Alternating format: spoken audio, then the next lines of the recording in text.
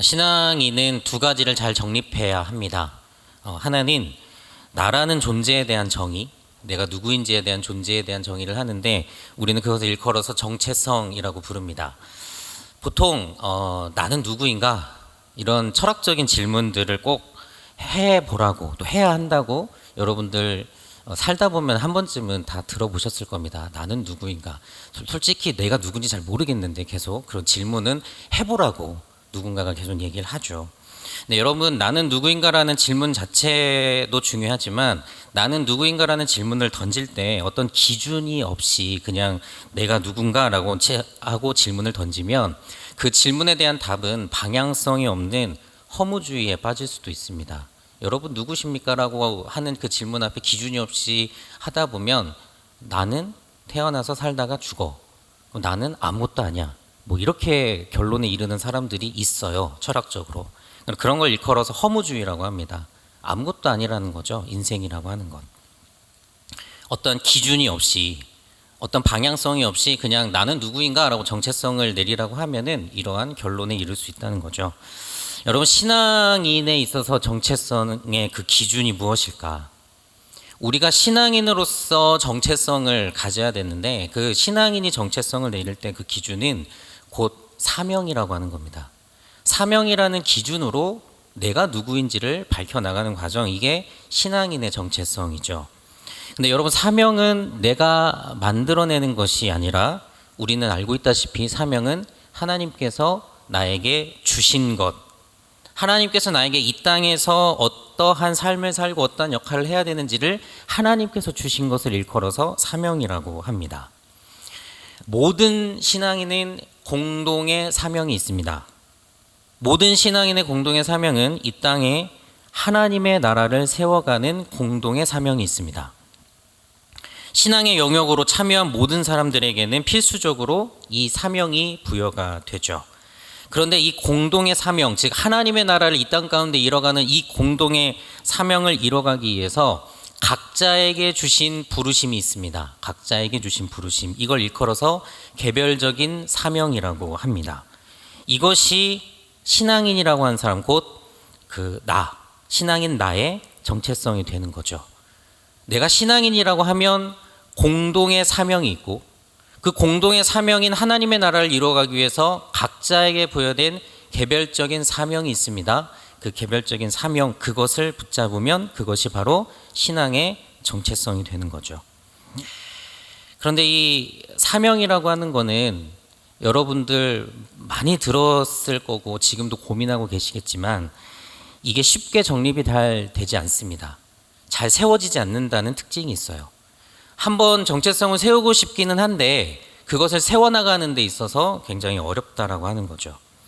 그래서 이 땅 가운데 하나님께서 나에게 허락하신 그 사명이 무엇인지 굉장히 어렵고 발견하는 것이 쉽지 않기 때문에 그것을 잘 정립하고 감당하기 위해서 두 번째 정립해야 될 것이 필요한 겁니다. 그것이 바로 삶에서의 경건 생활입니다. 내가 하나님께로부터 받은 그 사명의 그 정체성을 잘 세워나가기 위해서 그것이 어려운데 쉽지 않은데 그것을 잘 정립하기 위해서는 내 삶에서의 경건한 생활이 필요하다는 거죠. 여러분들에게 질문을 한 가지 드립니다. 여러분들에게 신앙생활이라고 하는 건 뭡니까? 여러분들은 신앙생활을 어떻게 정의하십니까? 신앙생활이란, 나에게 신앙생활이란, 아니 우리에게 신앙생활이란 여러분들은 어떻게 정의하고 계십니까? 교회를 출석하시는 상당수의 성도들이 신앙생활이라고 질문을 던지고 여러분들이 신앙생활 하면 떠오르는 것이 무엇입니까? 라고 이야기를 하면 일반적으로는 교회 안에서 이루어지는 일련의 프랙티스들, 뭐 예를 들면 예배, 기도, 봉사, 교제, 또 교회에서 마련한, 또 부서에서 마련한 여러 가지 프로그램 등 이런 것들이 곧 신앙생활입니다 라고 대답을 하고 또 그렇게 생각을 하죠. 하지만 저는 개인적으로 신앙생활을 제 나름대로는 이렇게 정의합니다. 신앙생활이란 신앙인이 행하고 살아가는 삶 자체가 신앙생활입니다. 여러분도 신앙인이시죠? 저도 신앙인입니다. 신앙인이 살아가는 삶 자체가 신앙 생활입니다.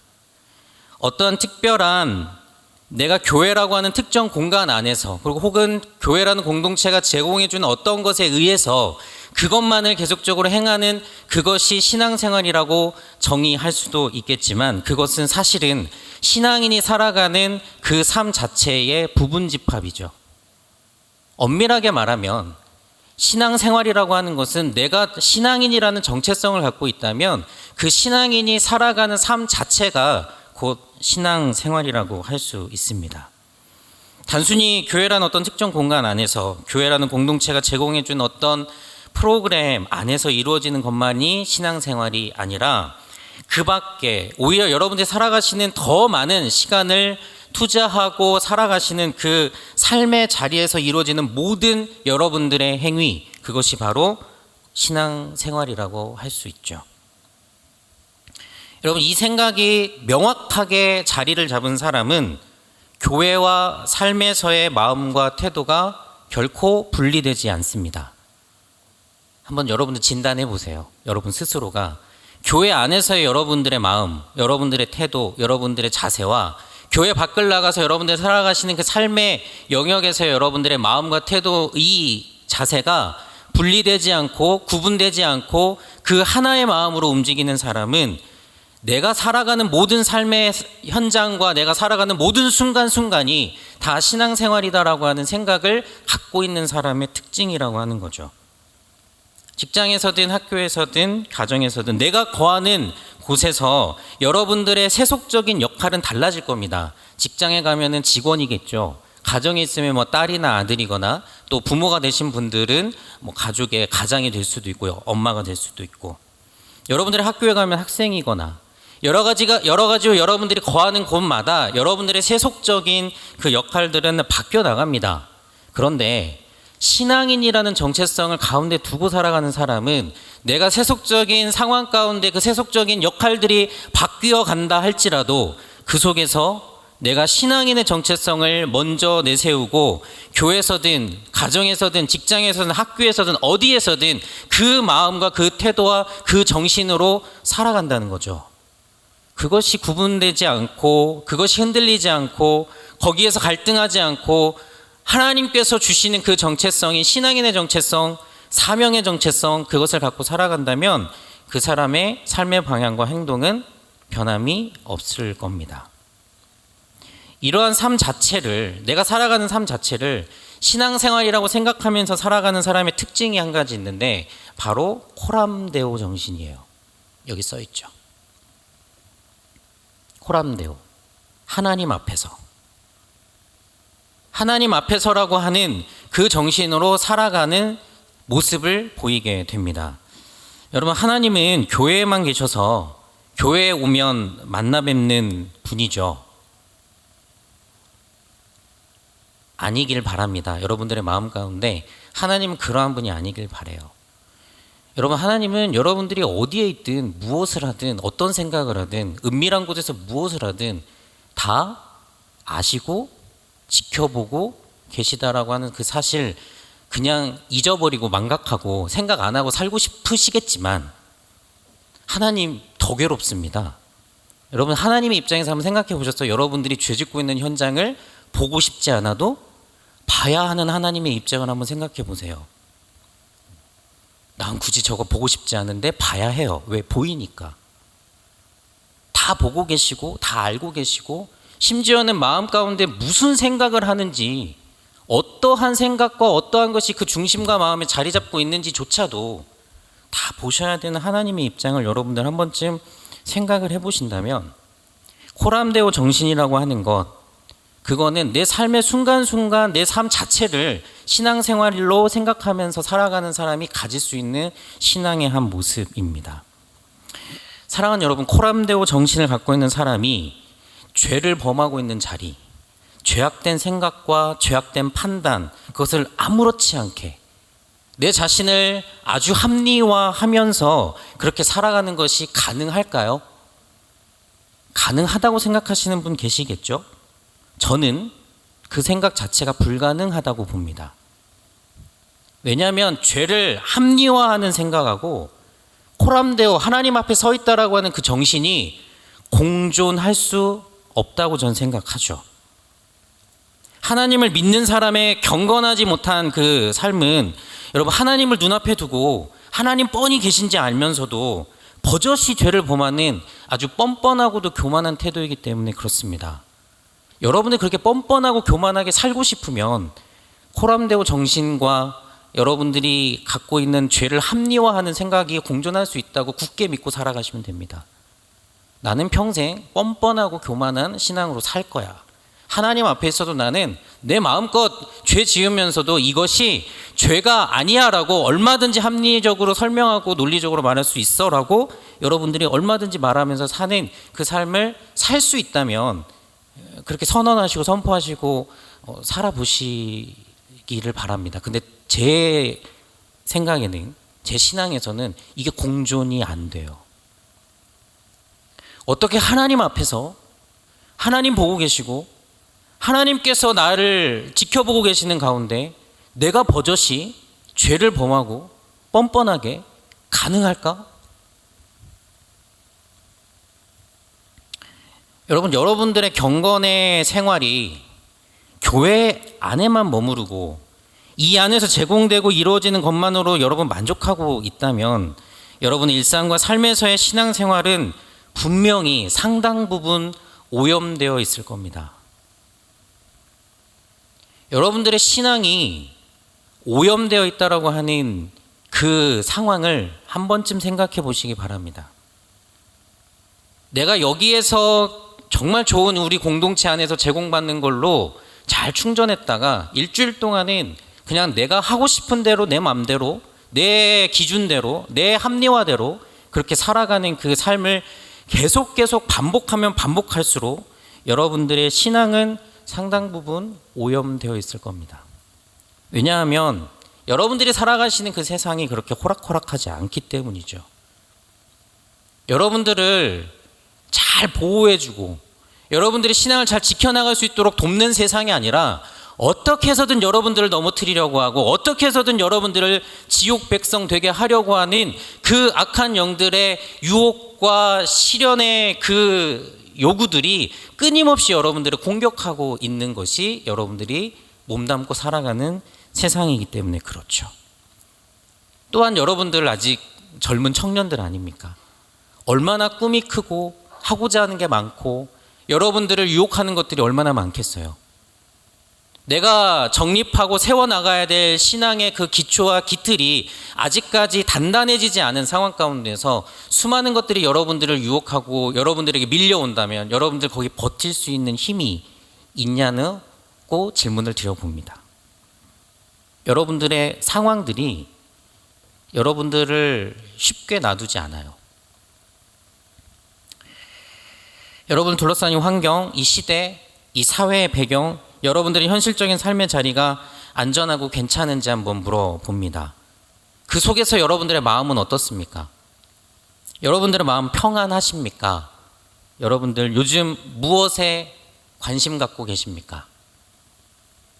지금 예배를 드리고 말씀을 듣고 있는 이 시간에도 여러분들의 머리를 떠나지 않고 있는 그 어떤 것, 이 예배만 마치면 나가서 집에서 한 주 동안 내가 여기에 지금 빠져 있는데 이 예배 시간 1시간만 지나가면 나는 이제 또 그것을 향해서 나갈 거야. 예배는 도장 찍는 거니까 도장만 잘 찍고 그 다음부터는 내가 하고 싶은 거, 나의 관심사, 내 중심을 차지하고 있는 거, 난 그거 하면서 오늘 이 편안한 일요일을 잘 마무리하겠노라. 그것이 무엇입니까? 그것, 여러분들의 마음과 중심을 차지하고 있는 것. 만약에 여러분 그것이 하나님과 하나님께서 그토록 원하시는 하나님의 나라가 아니라고 한다면 여러분의 정체성 조금씩 약화되어 가고 있고 여러분들의 신앙 조금씩 세상에 물들고 오염되어 가고 있다라고 하는 것이 분명한 진단이 될 것입니다. 오늘 말씀을 보면 누군가는 금그릇으로, 은그릇으로 혹은 누군가는 나무그릇으로, 질그릇으로 부름을 받았다고 말을 하고 있습니다. 이런 분들 계시지 않을까요? 왜 하나님 나는 질그릇이고 저기는 저 친구는 금그릇이고 은그릇일까요? 뭐 요즘 쓰는 용어로 하면은 뭐 흙수저, 금수저 뭐 그럴 수 있겠네요. 그릇이라고 하니까 조금 성경적 표현이긴 한데 요즘 쓰는 표현으로 한다면 그렇게 할 수 있겠죠. 여러분들이 만약에 저에게 목사님 왜 저는 질그릇이고 저기는 저 친구는 제가 볼 때 금그릇 같은데 은그릇 같은데 왜 이런 차이가 나나요? 라고 만약에 저에게 물으신다면 저는 여러분들에게 설명할 수가 없습니다. 제가 여러분들 낳지 않았거든요. 저는 책임이 없어요. 저는 여러분들을 이렇게 태어나게 할 아무 책임이 없어요. 저한테 물어보시면 제가 답을 못해요. 어떤 분이 이렇게 또 질문할 수 있겠죠. 목사님, 이거는 차별이고 불의한 것 같습니다.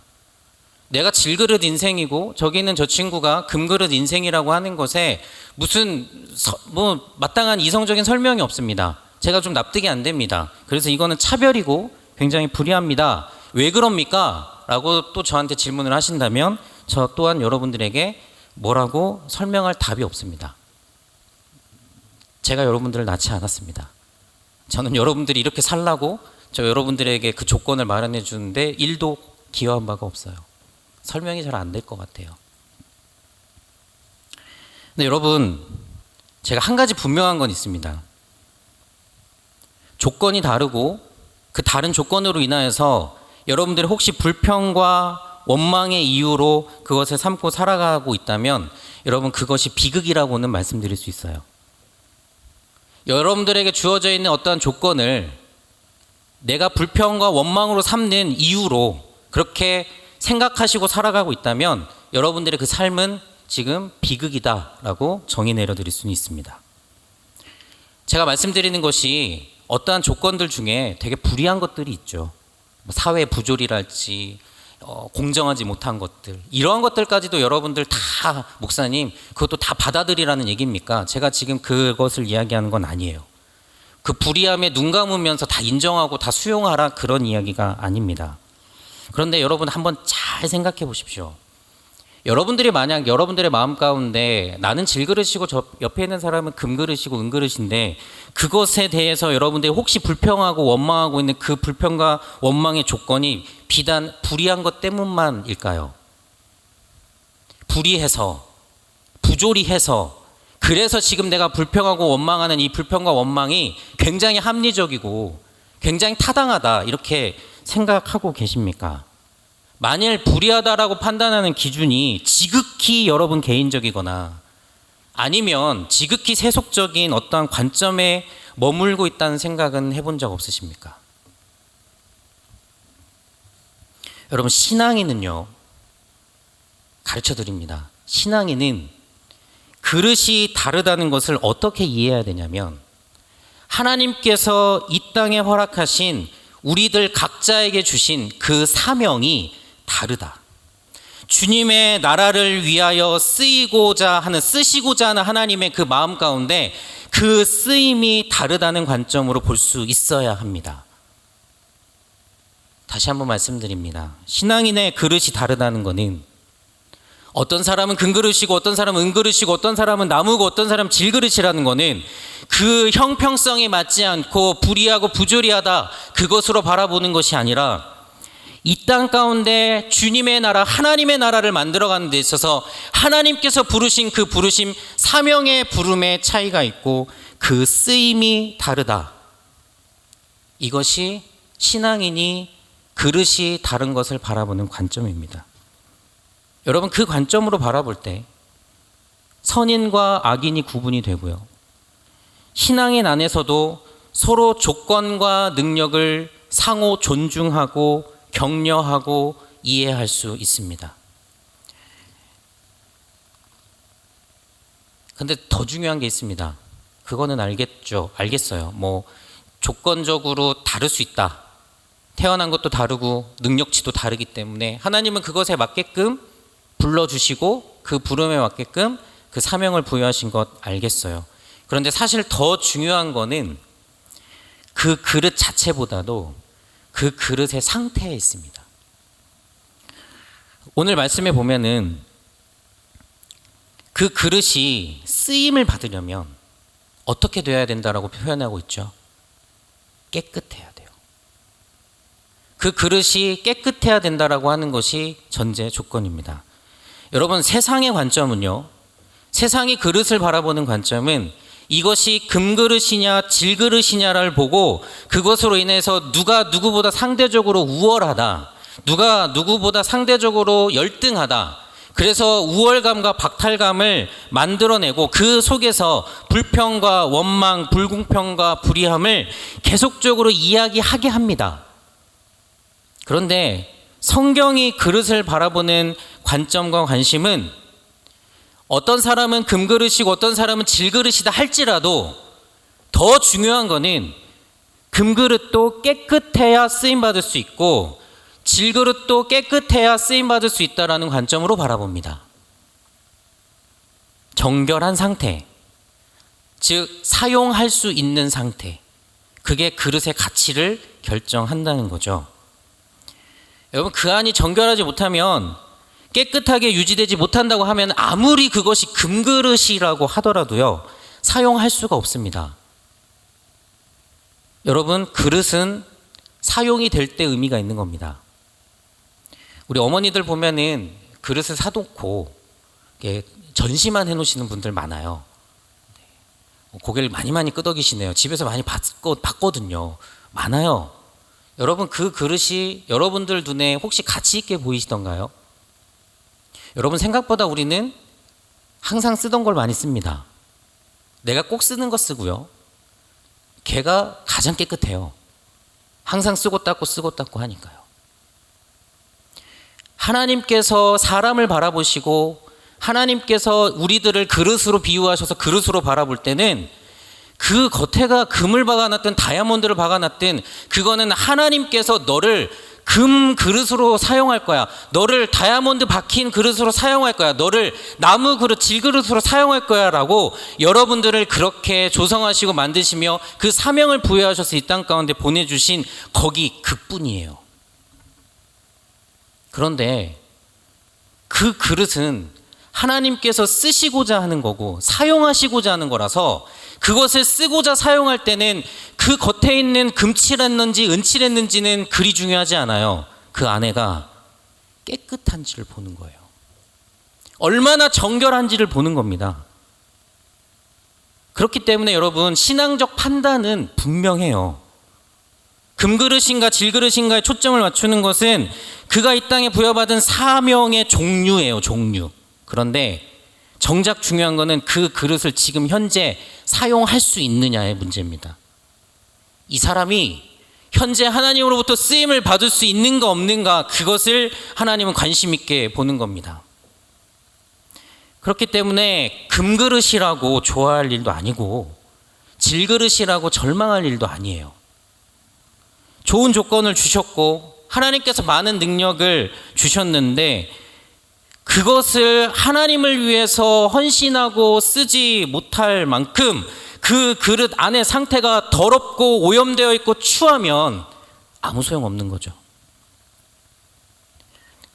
반대로 내 삶이 극히 작아 보이고 보잘것없는 질그릇과 같은 인생이라 할지라도 그 안을 깨끗이 닦고 하나님 언제 쓰시려나, 이 보잘것없는 사람 하나님께서 언제 사용하시려나, 하나님이 사용하시는 때를 기대하고 기다리며 열심히 닦아내는 그 사람, 그 그릇은 반드시 하나님께서 쓰십니다. 오늘 말씀 22절은 이렇게 말을 하죠. 또한 너는 청년의 정욕을 피하고 주를 깨끗한 마음으로 부르는 자들과 함께 의와 믿음과 사랑과 화평을 따르라. 청년의 정욕을 피하라는 표현이 있습니다. 여러분, 정욕이 넘치십니까? 청년이라고 하는 그 시기, 시대, 시점, 무언가 막 솟구치는 것들이 많고 에너지가 많고 열정이 많아서 그 에너지가 어디로 튈지 모르고 어디로 갈지 모르는 그 표현이 정욕이라는 표현으로 저는 되어 있다고 생각해요. 여러분, 에너지가 많은 건 좋은 겁니다. 욕망이 없는 것보다 욕망이 많은 게 좋습니다. 근데 여러분들께 도전합니다. 그릇은 저절로 깨끗해지는 거 아닙니다. 청년들이 교회 와서 부르짖죠. 결단합니다. 주님, 내가 주님 나라를 위해서 기꺼이 살아보겠습니다. 내 이 불출하는 이 욕망과 이 열정과 에너지를 다 주님을 위해서 제가 그렇게 바치고 헌신하겠습니다. 주님, 저를 주님의 도구로 사용하여 주옵소서. 그렇게 결단하죠. 여러분, 그렇게 입술로 선포하고 결단하신다면 여러분 경건 훈련하십시오. 여러분들의 그릇을 깨끗하게 닦아내십시오. 여러분, 구별되게 살아가십시오. 하나님의 말씀을 읽고 묵상하십시오. 여러분들의 삶의 습관을 바꿀 수 있는 것은 능력의 말씀입니다. 하나님의 말씀을 매일매일 읽고 묵상하는 그 삶을 살아낼 때만이 여러분들의 그릇이 깨끗하게 닦여지는 것을 확인할 수 있게 될 겁니다. 여러분, 말씀을 정말 읽고 사모하고 묵상하는 걸로 말미암아 여러분들의 혈관에 정말 주님의 말씀이 흘러갈 수 있을 만큼 그렇게 하나님의 말씀을 읽고 묵상하고 하나님과 가까이 하십시오. 여러분, 하나님 앞에 시간을 내어서 기도하시기 바랍니다.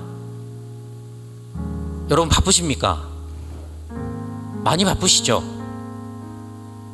여러분들의 그 바쁜 시간에 기도하라는 것이 잔소리같이 들릴 수도 있겠지만 여러분, 주님께 기도하는 시간조차 없을 만큼 바쁘십니까?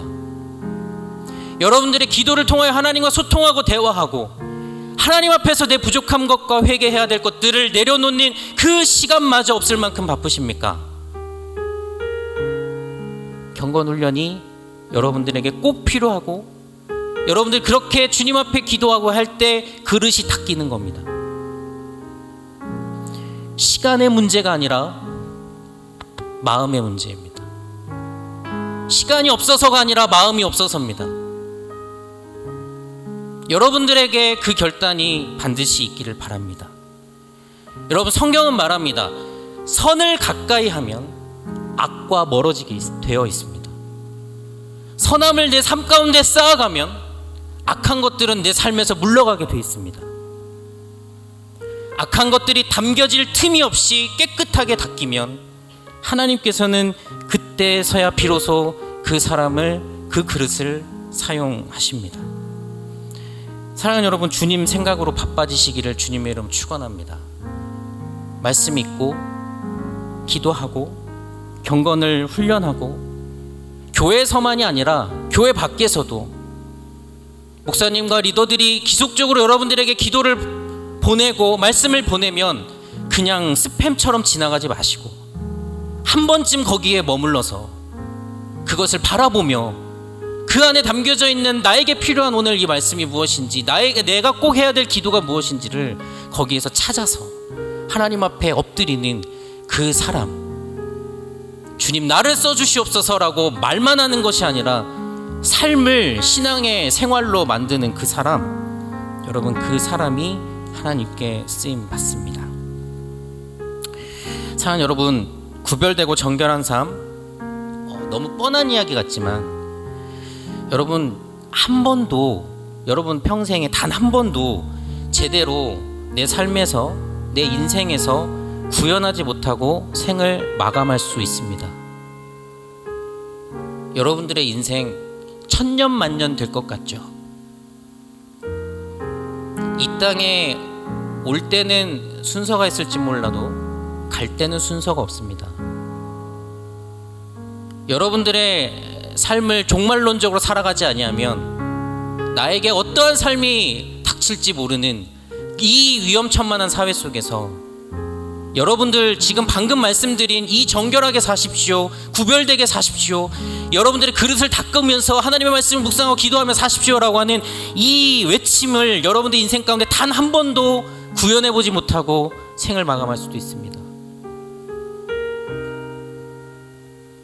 여러분, 이 시간 함께 기도할 때 여러분들의 그릇의 모양, 내 그릇의 재료, 그거 탓하면서 하나님 주신 그 사명의 정체성 올바르게 여러분 깨닫고 있지 못하다면 하나님, 나에게 주신 사명과 그 부르심에 다시 한번 내가 집중하고 나의 사명과 부르심을 이 시간 회복할 수 있도록 인도하여 주옵소서. 그 사명대로 살기 위해서 내 그릇을 깨끗하게 닦고 정결하고 구별된 삶을 살아갈 수 있도록 인도하여 주옵소서. 하나님, 젊은 날이라고 방심하지 않게 하시고 차곡차곡 눌러 담아서 주님 쓰시기에 편리한 주님의 도구 되게 하옵소서.